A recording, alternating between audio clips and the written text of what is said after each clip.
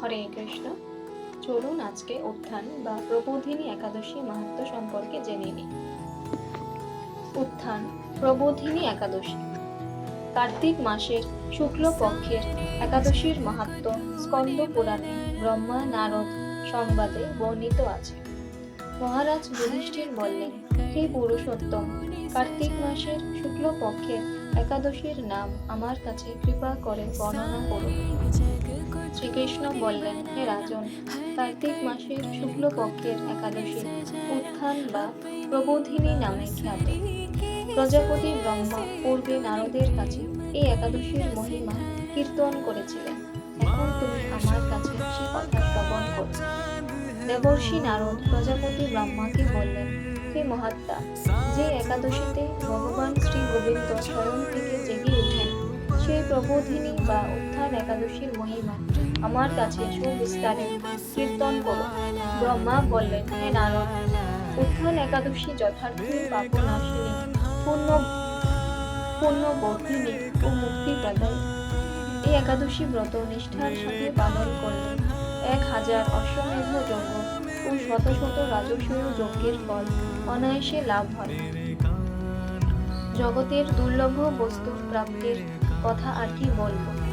এই একাদশী ভক্তি পরায়ণ ব্যক্তিকে ঐশ্বর্য, প্রজ্ঞা, রাজ্য ও সুখ প্রদান করে। এই ব্রতের প্রভাবে পর্বত প্রমাণ পাপরাশি বিনষ্ট হয়ে যায়। যারা একাদশীতে রাত্রি জাগরণ করেন তাদের সমস্ত পাপ ভস্মীভূত হয়। শ্রেষ্ঠ মুনিগণ তপস্যার দ্বারা যে ফল লাভ করেন, ব্রতের উপবাসে তা পাওয়া যায়। যথাযথভাবে এই ব্রত পালন করলে আশাতীত ফল লাভ হয়, কিন্তু অবিধিতে উপবাস করলে স্বল্প মাত্র ফল প্রাপ্তি হয়।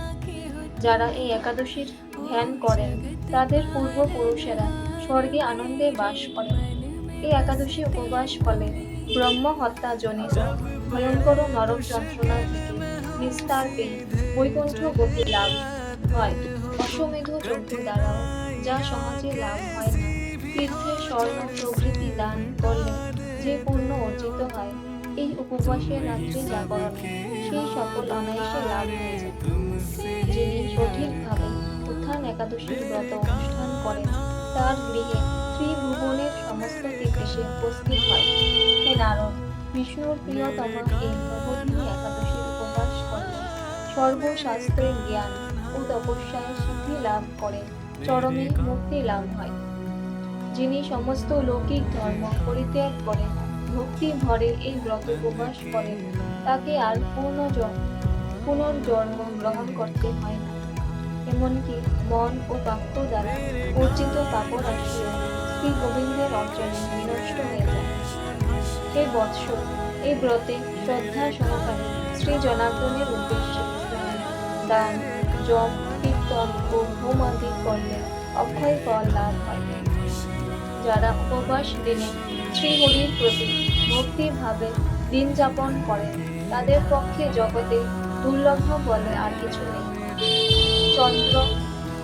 চন্দ্র ও সূর্য গ্রহণে স্নান করলে যে পূর্ণ হয়, এই উপবাসে রাত্রি জাগরণ তার সহস্রগুণ স্বীকৃতি লাভ হয়। তীর্থে স্নান, দান, জপ, হোম, ধ্যান আদির ফলে যে পুণ্য সঞ্চিত হয়, উত্থান একাদশী না করলে সে সমস্ত নিষ্ফল হয়ে যায়। হে নারদ, শ্রী হরি বাসরে শ্রী জনার্দনের পূজা বিশেষ ভক্তি সহকারে করবে। তা না হলে শত জন্মার্জিত পুণ্য ও বিফল হয়। হে বৎস, যিনি কার্তিক মাসে সর্বদা ভাগবত শাস্ত্রাদি অধ্যয়ন করেন, তিনি সর্বপাপ মুক্ত হয়ে সমস্ত যজ্ঞের ফল লাভ করেন। ভগবান হরিভক্তিমূলক শাস্ত্র পাঠে অত্যন্ত সন্তুষ্ট হন, কিন্তু দান, জপ, যজ্ঞ আদি দ্বারা তেমন কৃত হন না। এই মাসে শ্রী বিষ্ণুর নাম, গুণ, রূপ, লীলা আদি শ্রবণ, কীর্তন অথবা শ্রীমদ্ ভাগবত আদি শাস্ত্র গ্রন্থ পাঠের ফলে শত শত গোদানের ফল অচিরেই প্রাপ্ত হওয়া যায়। অতএব হে মণিবর, কার্তিক মাসে সমস্ত গৌণ ধর্ম বর্জন করে শ্রী কেশবের সামনে হরিকথা শ্রবণ কীর্তন করা কর্তব্য। কোনো ব্যক্তি যদি ভক্তি সহকারে এই মাসে ভক্ত সঙ্গে হরিকথা শ্রবণ ও কীর্তন করেন, তবে তার শতফল উদ্ধার প্রাপ্ত হন এবং হাজার হাজার দুগ্ধবতী গাভী দানের ফল অনায়াসে লাভ করেন। এই মাসে পবিত্রভাবে শ্রীকৃষ্ণের রূপ গুণাদির শ্রবণ কীর্তনে দিন যাপন করলে তার আর পুনর্জন্ম হবে না। এই মাসে বহু ফল, মন, ফুল ও গরুর কর্পূর ও চন্দন দিয়ে শ্রীহরির পূজা করা কর্তব্য। সমস্ত তীর্থ ভ্রমণ করলে যে পুণ্য সঞ্চয় হয়, উত্থান একাদশীতে শ্রীকৃষ্ণ পাদপদ্মে অর্ঘ্য প্রদানে তার কোটিগুণ সুকৃতি অর্জিত হয়।